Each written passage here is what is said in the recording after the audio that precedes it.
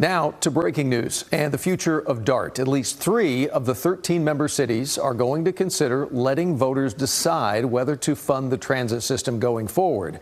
And with that statement, there's a lot to unpack with that. So let's bring in Eye on Politics reporter Jack Fink with what you have confirmed so far with all of this, Jack. Well, Doug, these announcements started coming into the newsroom just after 12 o'clock. And then by 3 o'clock, 3 of DART's 13 member cities began publicly talking about breaking away from the transit agency.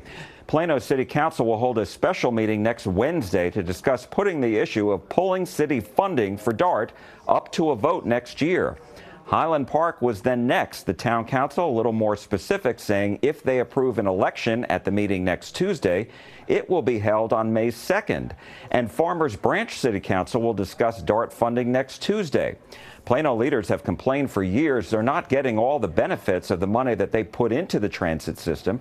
They point to 2023, saying they contributed $109 million to DART, but say only $44 million was spent within the city. Now, keep in mind, DART's new Silver Line, which opened last week, along with the existing Orange Line, go through Plano.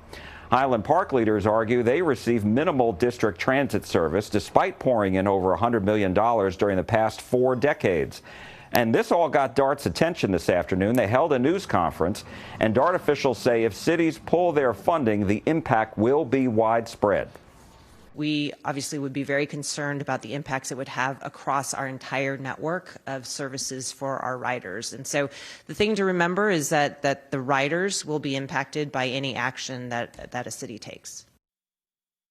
And so DART says if cities approve withdrawing from their agency, all services would stop in those cities. And the cities say they will continue working on transportation solutions either with or without DART.